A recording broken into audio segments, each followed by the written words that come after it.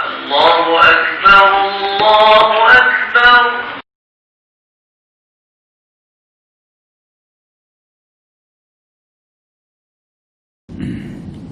Assalamualaikum warahmatullahi wabarakatuh.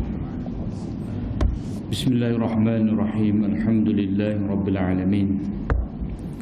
Wassalatu wassalamu ala asyrafil anbiya'i wal mursalin wa ala alihi wa sahbihi ajma'in. Allahumma alimna ma yanfa'una wanfa'na bima 'allamtana. Allahumma faqihna fid din wa 'allimna at-ta'wil wa zidna 'ilman ya rabbal alamin. Rabbi shrah li sadri wa yassir li amri wahlul 'uqdatam min lisani yafqahu qawli. Subhanaka la 'ilma lana illa ma 'allamtana innaka antal 'alimul hakim wa la haula wa la quwwata illa billah. Hadis malam ni masih lagi berkenaan dengan Kitabul Jumu'ah.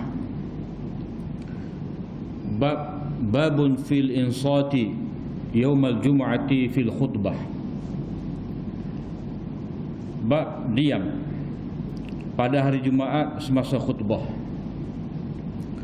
Hadis 494. Hadis Abi Hurairah radhiyallahu anhu anna Rasulullah sallallahu alaihi wasallam qala: "Idza qulta li sahibika yaumal jumu'ati ansit wal imamu yakhutubu faqad laghawta."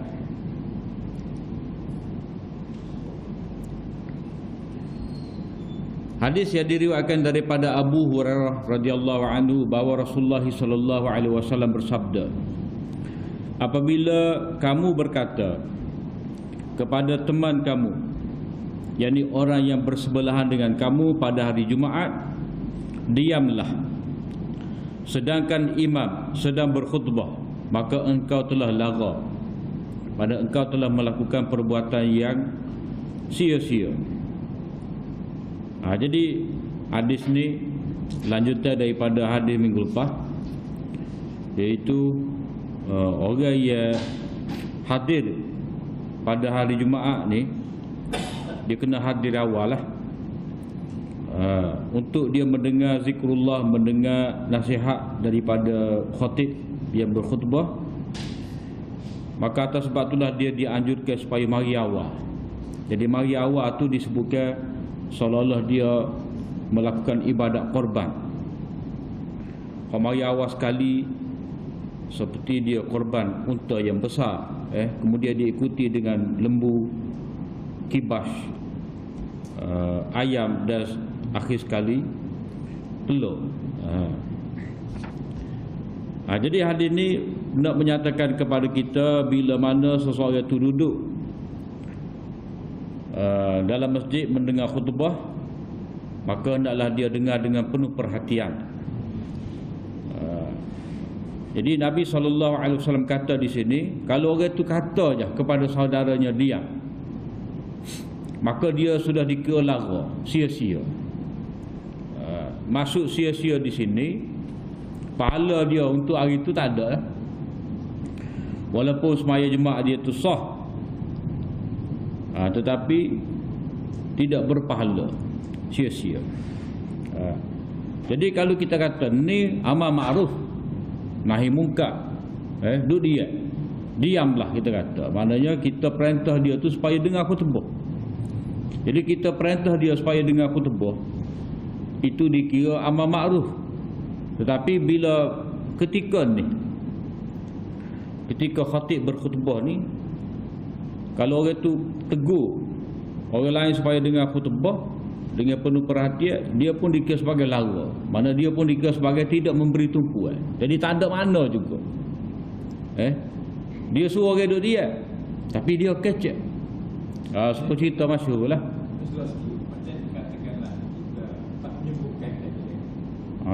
Nanti dah ada tu. Nanti dah.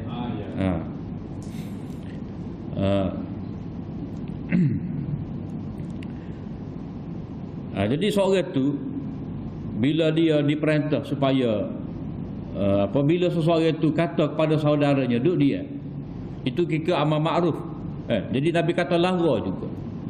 Sebab bila dia suruh dia tu, itu berarti dia pun bising juga. Dia pun bisu juga. Macam dalam masjid lah tengah mayat. Dah. Jangan kecek weh. Dah, kita mayat ni. Tu kata baik aku tak kecek. Jadi lagu tu lah. Orang panggil anekdot, orang buat perbandingan. Maknanya orang dua orang tu buat dalam semayat. Dah. Dia kata baik aku tak kecek. Mung dua kecek. Jadi serupa tiga-tiga orang tu batal berlaku semayat. Jadi dalam bab khutbah ni, amar ma'ruf ataupun nahi munkar, duk dia tak boleh. Tak boleh. Sebab apa?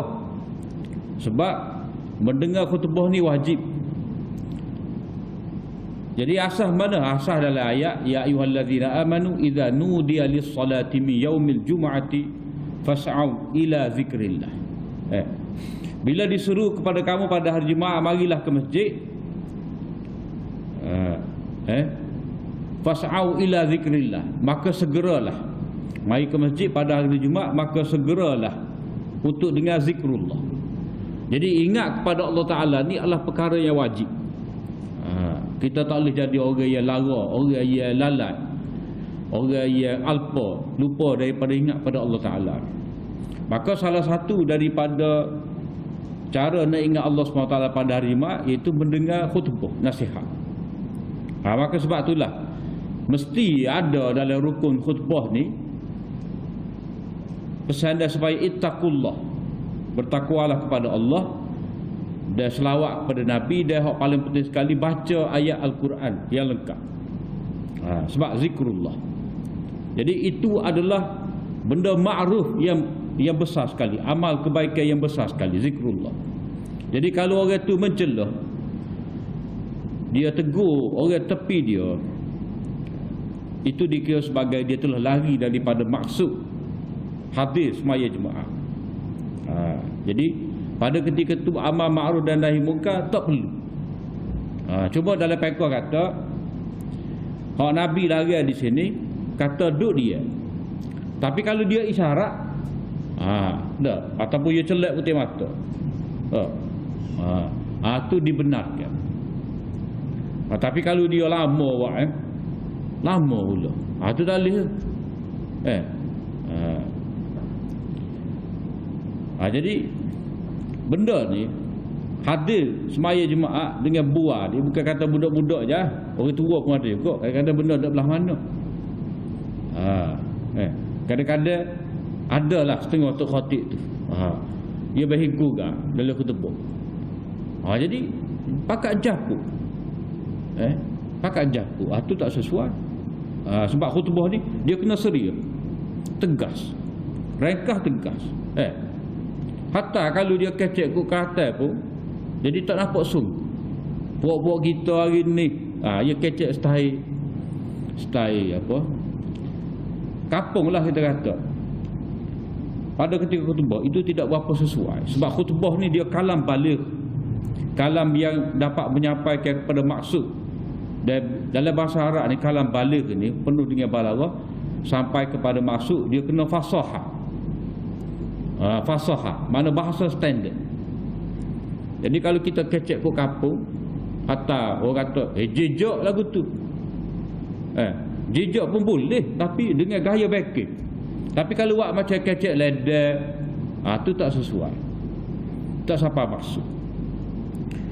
Jadi khutbah ni oleh kerana dia zikrullah, apa bentuk amar ma'ruf tidak dibenarkan, hanya dibolehkan isyarat, itu pun seketika, jangan lama. Tidak, kita tunggu arah dia, kita pun tupai juga. Tupai tidak memberi perhatian kepada khutbah. Cuma ada satu masalah, kalaulah ada sesuatu mudarat yang berlaku, bahaya berlaku, kita katalah apa ni, lapu tu kolej nak jatuh, dah. Jadi kalau kita tak oyak, maka cedera orang pada hari tu. Jadi pada ketika tu kita boleh oyak, lapu nak jatuh tu, lapu nak jatuh. Jadi pakat lari boleh. Sebab apa? Sebab itu dalam bab menjaga nyawa, mengelakkan diri daripada bahaya. Maksud dilarang daripada berkata-kata diamlah ketika khutbah tu, mana nak elak daripada kita lara, mana tak dapat pahala. Jadi antara nak elak daripada batal pahala dengan nak menyelamat orang daripada bahaya ni, lebih utama lagi kita menyelamatkan nyawa orang. Jadi kalau kita duduk diam, biarlah jatuh-jatuh gilah. Sebab kalau aku kecek, aku tegur, dah aku sebut kat orang, lara batal pahala jemaah. Baik duduk dia, tak kena, salah tu dia kena tegur, dia kena beritahu. Itu tak apa. Sebab itu orang panggil pertembungan di antara nak jaga pahala kita dan nak jaga nyawa kita. Mana lebih besar? Antara kita nak dapat fadilat dan antara nak mengelak orang lain daripada mudarat. Jadi kena timbang molek.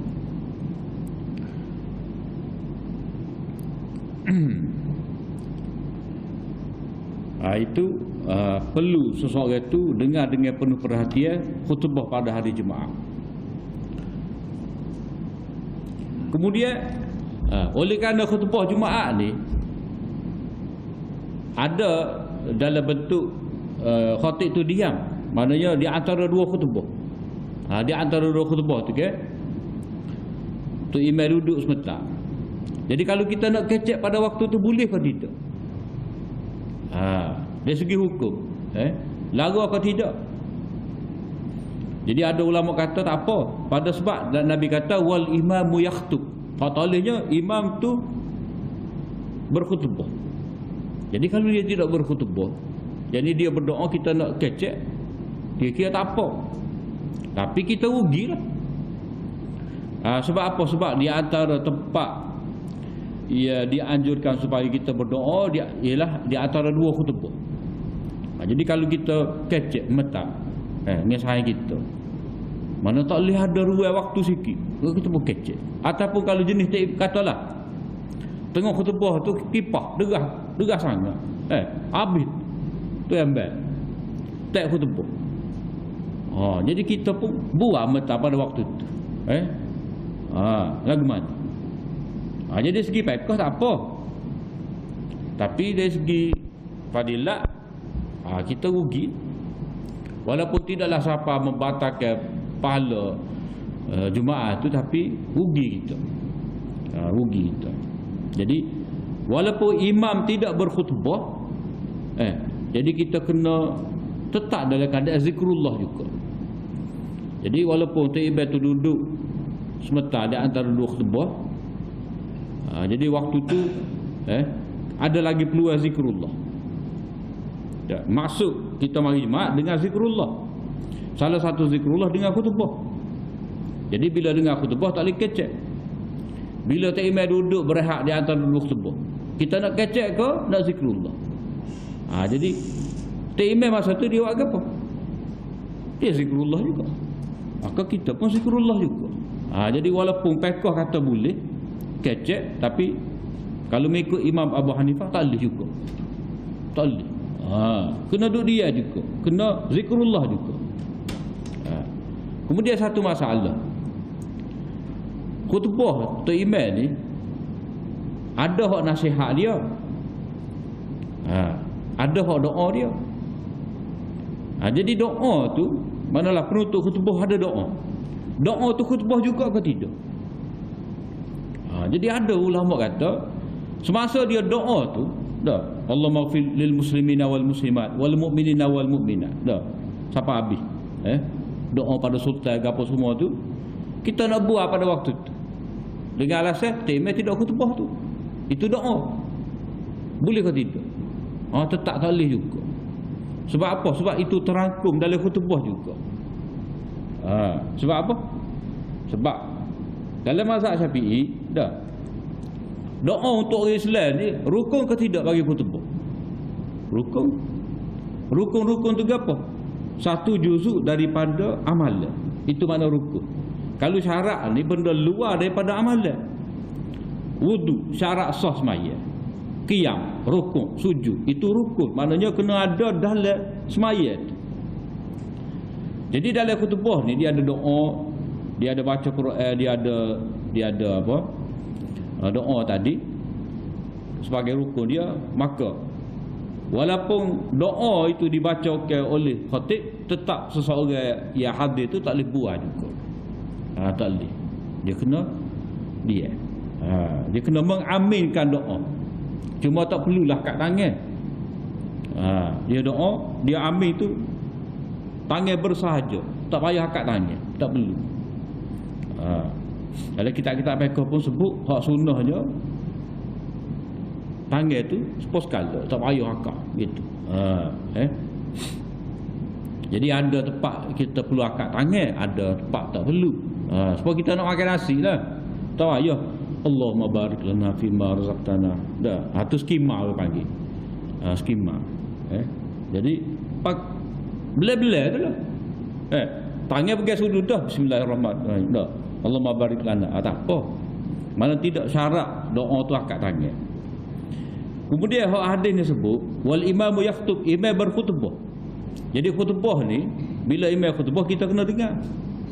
Masalahnya masjid besar, speaker tak ada, kita tak dengar tak imam khutbah. Dah, tak boleh ke tak nak buat?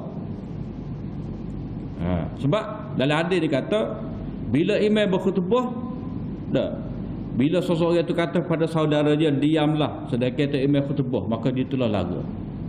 Jadi sekarang ni tak imam khutbah tapi dia tak dengar. Jadi boleh ke tidak dia buat? Tadi kita kata dia kena dengar khutbah sebab tak imam berkhutbah dia dengar, maka dia wajib dengar, tak boleh buat. Sekarang ni dia tak dengar, maka dia boleh buat ke tidak? Kalau kita fikir wajib kita diam kerana kita kena dengar khutbah, jadi sekarang ni kita tak dengar, jadi lagu mana? Boleh buat ke tidak? Jawapannya lebih-lebih lagi lah tak boleh. Dah. Sebab apa? Kalau kita tak dengar khutbah, kita kena zikrullah. Kita kena zikir pada Allah Ta'ala.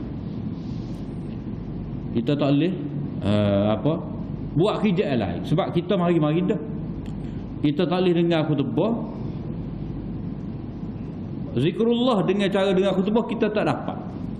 Tetapi kita ada peluang untuk zikrullah dengan berzikir. Maka jangan tinggal. Janganlah disebabkan kita tak dengar, maka kita pun buat. Jadi dengar ataupun tidak dengar khutbah yang dibacakan kepada kita, kita tetap kena zikrullah. Zikrullah dengan cara dengar khutbah. Satu lagi, kalau tak dengar khutbah, kita zikrullah, kita zikir dalam hati. Jangan derah pula. Tak boleh. Jadi zikrullah pada ketika itu dengar khutbah, tak boleh dengar zikrullah dalam hati. Kalau nak baca Quran, baca dalam hati. Tak boleh baca tu, ganggu pula orang sebelah. Termasuk juga benda selain daripada tak boleh kecek pada ketika khutbah ni, mana Nabi kata di sini hak tegur tu kira lagu dah. Maknanya kalau hak kecek lagu tu dah. Termasuk dalam bab lagu ketika khutbah ni main telefon. Main telefon tak boleh juga. Sama ada baca WhatsApp ke, update status ke, ataupun saling khutbah. Dia khutbah kita pun saling. Tak boleh. Jadi kata saya kalau saling ni saya ingat boleh hayatkan nak bini, tak payah. Tekan rekod juga. Tekan rekod kan. Balik pasal ke bini. Susah masalah. Jadi termasuk dalam bab lagu ni kita pegang sesuatu yang tidak ada kena-mengena dengan khutbah. Tali. Cuma masalah lah ni satu lagi, setengah masjid dia ada skrin, dia ada PowerPoint untuk khutbah tu. Dah. Jadi kadang-kadang SU technician guna. Jadi hatu lagu mana? Lagu mana? Nak kira lagu mana? Kalau kita kata ia sebahagian daripada khutbah, maka tidak dikira lagu. Tetapi kalau kita kira tu benda kerja lain, Sebab khutbah ni maksud dia dengar, bukan kena baca. Gitu.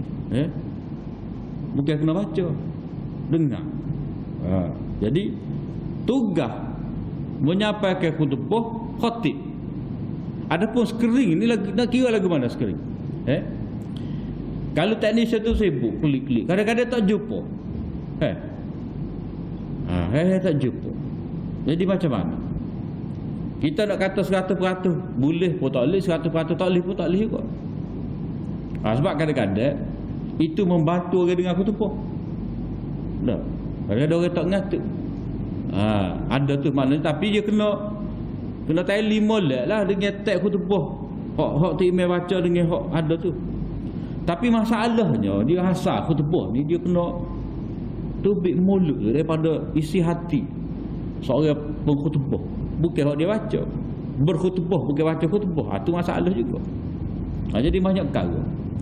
Katalah seorang teknisian tu sibuk duk klik tu dah. Jadi kalau itu menyebabkan dia sendiri tak boleh dengar khutbah, dia ralik dengan benda tu, tidak dapat menghayati isi, maka tak ada makna. Lagu juga. Cara dia lagu mana? Timis sendiri. Kalau hamba baik timis sendiri jaga ni. Sebab boleh tak ni di atas tu timis sendiri pecek tu. Jadi itu lebih baik lagi daripada technician ataupun SU pecek. Kadang-kadang setengah tu dah. Khutbah pertama molek lah. Khutbah yang kedua dia ngeping. Dia pasal ngeping. Masjid kita nak derma, kuliah malam ni. Tu tak kena. Ngeping. Muka ada TV belakang, okey? Dah. Di masjid ni. Jadi khutbah kedua tu ramai orang kurang memberi perhatian. Jadi setengah tu dia pasal lah ngeping. Tu tak kena. Tak patut. Itu dikira mengalih tumpuan daripada dengar khutbah. Tak boleh. Kita dah. Ada setengah tempat tu memang lagu tu. Khutbah kedua memang ngeping. Tak boleh. Dia kena itu. Maknanya jalan bak ni, kalau kita nak juga suruh technician klik tu, tak. Dia kena jagalah. Takut jadi lagu. Walaupun benda tu sebahagian daripada khutbah. Sebab benda ni, benda tak zaman Nabi tak ada. Tapi dia dikira sebagai bak wasilah. Dengan niat nak memberi perhatian lagi, nak memudahkan lagi mesej khutbah tu diterima oleh pendengar. Atas maksud itulah. Jadi kena mengambil kira banyak perkara lah. Nak kata boleh 100% pun tidak juga, nak kata tak boleh 100% pun tidak juga. Jadi bab ni patutnya dia kena ada SOP dia lah. Pihak maik SOP dia lagu mana, cara sepatutnya skrin tu dipaparkan pada masa khutbah, macam mana cara nak kendali. Jadi benda tu penting tu. Patut bawa dalam mesyuarat tu peti tu lagu mana. Sebab apa? Sebab salah guna tadi lah. Dia ralik, dia ngeping. Jadi benda tu tak patut. Walaupun asal molek. Habis itu. Kemudian hadis berikut. Babun fi sa'ati allati fi yaumil jum'ah. Ini bab. Pada hari Jumaat tu satu waktu apa ni? Satu waktu yang doa dimakbulkan. Maknanya pada hari Jumaat Allah SWT telah memberi keistimewaan pada hari Jumaat ni. Itu Allah Ta'ala menetapkan ada waktu yang mana siapa-siapa yang berdoa pada waktu tu akan dimakbulkan doa dia. Hadis Abi Hurairah radhiyallahu anhu anna Rasulullah sallallahu alaihi wasallam zakara yaumal jumu'ah faqala fihi sa'atun la yuwafiquha 'abdun muslimun wa huwa qa'imu yusalli yas'alu Allah ta'ala shay'an illa a'tahu iyyahu wa asyara bi yadihi yuqalliluha. Riwayat daripada Abu Hurairah radhiyallahu anhu bahawa Rasulullah sallallahu alaihi wasallam menyebut pada hari Jumaat. Menyebut pada hari Jumaat, berkenaan dengan hari Jumaat ni, pada hari tersebut ada satu waktu yang mana tidak kebetulan seorang hamba yang Muslim itu dia bangun berdiri berdoa, minta kepada Allah Subhanahu Wa Taala sesuatu. Dia tak buat lagu tu, melainkan akan diberikan kepadanya. Tentu dia akan dapat.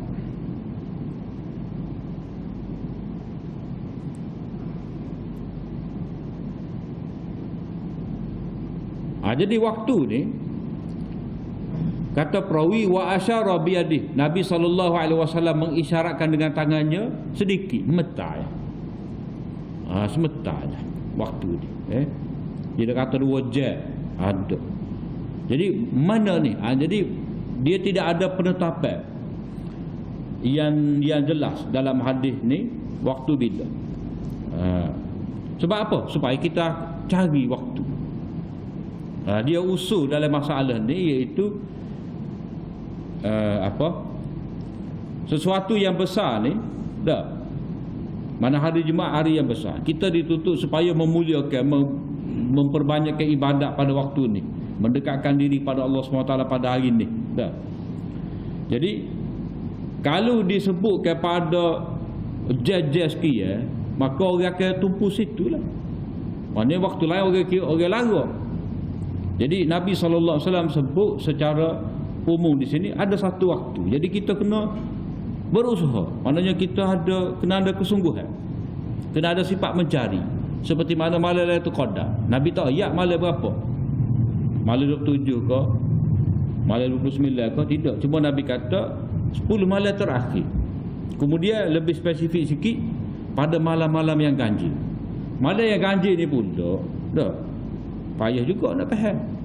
10 malam terakhir. Bila malam ganjil tu adakah dikira hak terakhir tu terakhir merujuk pada hak hadapan ke terakhir kalau hak belakang?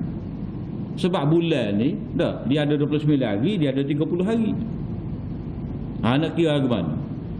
Kalau kira 29 kalau kira 10 hari terakhir pada malam-malam ganjil, mana mudah ya, malam 21, malam 23, malam 25, malam 27, malam 29. Tapi 10 malam yang terakhir, kalau kata bulan tu 30, kira daripada akhir ni, dia tidak jadilah seperti tadi. Dia boleh jadi 20 apa, ke belakang, 3 ke belakang. Jadi payah juga tu. Sebab itulah, oleh kerana Lailatul Qadar ni malam tu kelebihan yang besar, tidak ada penetapan. Jadi Nabi nak supaya kita cari tiap-tiap malam, tiap-tiap malam. Sifat kita lagu tu lah. Kalau yang ngori iso mudah je. Doa ni kata lah, kalau kata lepas subuh, lepas subuh mudah kita cari, pakat duduk zikir waktu tu. Tapi bila tidak ta'yin ni, mana itu menunjukkan tidak ditetapkan bila-bila ni, mana ini menunjukkan besar. Mana kalau kita minta memang pasti dapat. Cuma dalam setengah riwayat ada menyebut waktu ni itu antara maghrib, antara asar dan maghrib. Antara asar dan maghrib. Asar dengan maghrib dia panggil waktu habis dah. Kalau orang tu gomo ke, dia zikir dah. Dia baca Quran, dia selawat sepanjang hari Jumaat tu, pagilah dah. Duduk dengan khutbah pula. Petang pasal tu akan ada. Maknanya habis ke. Nama lagi asar. Asar ni mana perut. Mana kalau orang buat kerja, habis tenaga dia perut habis dah. Jadi tinggal hak sikit je. Asr. Sebab asr ni asif, mana jus kita perut. Jadi kalau kita tenaga tu, kita waktu bik daripada pagi sampailah petang asar kira tak siwak kerja tu berehat. Habis gas. Maka begitu juga di sini hujung waktu ni lepas asar sampai maghrib ni, maknanya kita ni pada ketika ni rasa malah dah. Pada hari Jumaat tu nak zikir kau nak gapo kau, dia nak rehat. Jadi Dalam hadis Nabi SAW menyebut waktu dia ni lepas pada semaya asar. Lepas semaya asar ni 2 jam juga dah sampai maghrib. Jadi waktu mana? Waktu mana? Jadi waktu mana tu pun kalau kata 2 jam. 2 jam maknanya ada 120 minit. Waktu mana? Jadi kena gomo jugalah. Walaupun Nabi ayat ada 10 malam yang terakhir, pada malam-malam yang ganjil. Dah. Jadi kalau kita bangun qiyam pada malam 21, tak kiralah malam 22, malam esok tu tak. Tak ada orang, kalau orang cari lah tu qada, dia tak ada gitu. Malam ni rehat dah, malam esok pula. Mana kalau orang tu cari, dia akan cari seteri. Begitu juga kita. Jadi kalau kata lepas asar, kita tak boleh nak jaga. Pukul 5.30 ke, pukul 6.30 ke, 6.45 ke, 5 suku ke, tak. Pukul 4.45 ke, tak boleh tak juga. Maknanya boleh jadi belaka. Maka sebab itulah ulama salaf dahulu, generasi sahabat tabi'in dulu, lepas asar jemaah ni memang dia tak buat kerja lain. Dia duduk atas tikar sejadah, zikir dok. Mana dia cari doa yang mustajab. Doa yang mustajab. Lepas tu kalau kita kira Nabi ni ayat pada kita waktu mustajab doa ni ada semua tak? Jadi kita sebenarnya tak boleh nak berpada. Aku doa dah waktu ni, malah kaya tak payahlah. Ada lagu dia sifat orang mencari ni. Kalau dia dah biasa cari, dia akan terus mencari. Jadi di sini waktu hak mustajab ni ada disebutkan antara lepas asar sehingga tergelam matahari.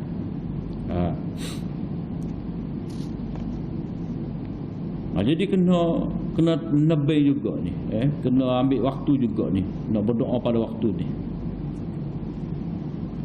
Kemudian hadis ni menyebut qaiman wa huwa yusalli. Dia berdiri berdoa ataupun dia berdiri semaya. Maknanya di sini kalau kata lepas asar tak berdiri semaya, tak ada demai sunat. Maknanya doa ni boleh jadi ketika dalam semaya tu sendiri. Ketika dalam semaya boleh jadi juga.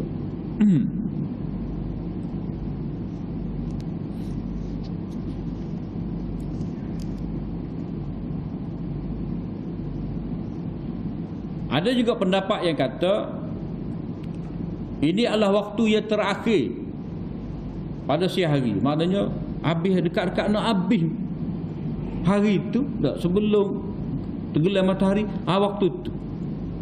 Jadi waktu ni biasanya kita duduk dalam bilik air tak, setengah jam nak masuk waktu. Kita sibuk duduk mandi ke apa ke. Jadi takut-takut waktu tu.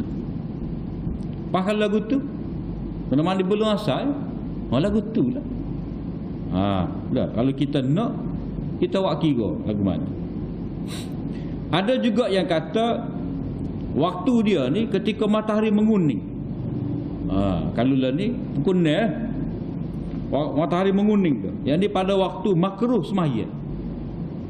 Mayasa kan? Dia kena sebelum isfirarus syams, sebelum matahari menguning.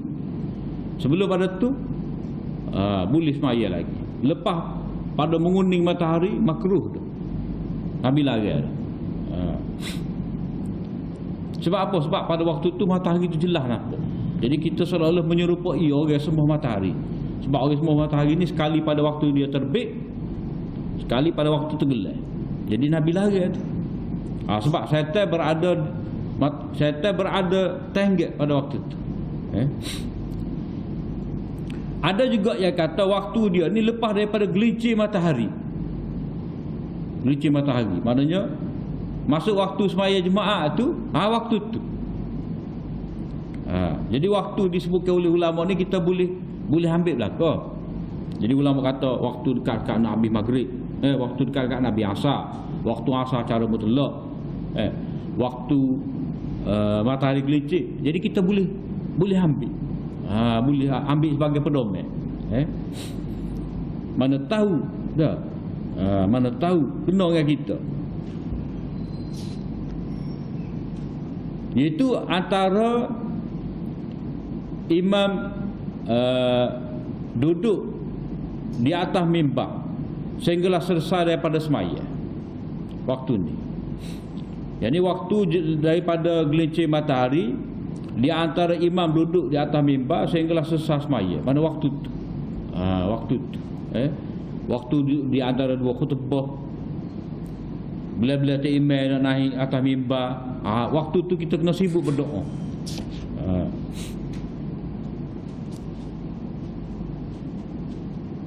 Ada juga yang kata bila imam tu selesai daripada khutbah, hinggalah imam akad takbir. Waktu tu. Kadang-kadang kita masa tu buat dah. Dia tak boleh buat tadi, waktu tu kita buat. Padahal waktu itulah sepatutnya kita berdoa. Tu ada pendapat juga. Tu kira-kira pendapat ke-8 dah tu. Pendapat yang ke-9. Itu pada ketika iqamah. Ketika iqamah. Waktu iqamah tu waktu yang dianggap sebagai mustajab juga berdoa.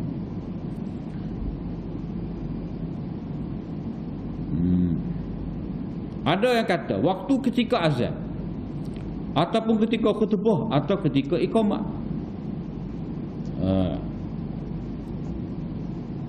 Ada juga yang kata pada ketika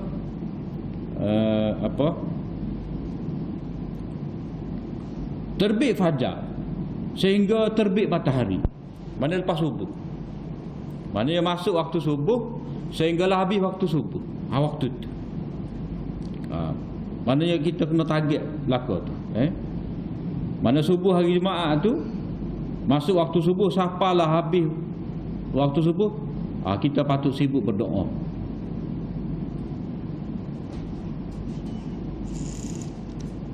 Itulah tetapi hak pendapat masyhur sekali lepas asar. Itu pendapat yang lebih masyhur. Tapi kalau kita tahu antara waktu-waktu khutbah tu dah waktu yang dianggap mustajab juga doa, maka kita ambil peluang lah berdoa pada waktu tu, berdoa dengan benda yang besar, benda yang jamek, benda yang lengkap. Jangan doa minta ya Allah kena akan nasib kabul hari ni, tak ada. Macam cerita Aladin lah dah. Cerita Aladin. Jadi dia minta ngejing tu benda tak pernah sabar. Tak pernah sabar. Tak pandai dengan peluang ada. Jadi maksud di sini kita kena minta benda yang lengkap. Rabbana atina fid dunya hasanah wa fil akhirati hasanah wa qina azabannar. Tak ada dah lain. Paling lengkap sekali. Ada doa-doa lainnya. Kalau kita tak ingat pada waktu tu. Sebab hasanah dunia akhirat, selamat daripada api neraka ni adalah benda-benda yang sangat mahal nilainya di sisi Allah Ta'ala. Setakat itulah. Kemudian umat kita, umat Muhammad ni umat yang dapat petunjuk untuk membesarkan hari Jumaat, berbeza dengan umat Yahudi dan umat Nasrani. Setakat itulah. Wallahu a'lam. Wa akhiru da'wana alhamdulillahi rabbil alamin.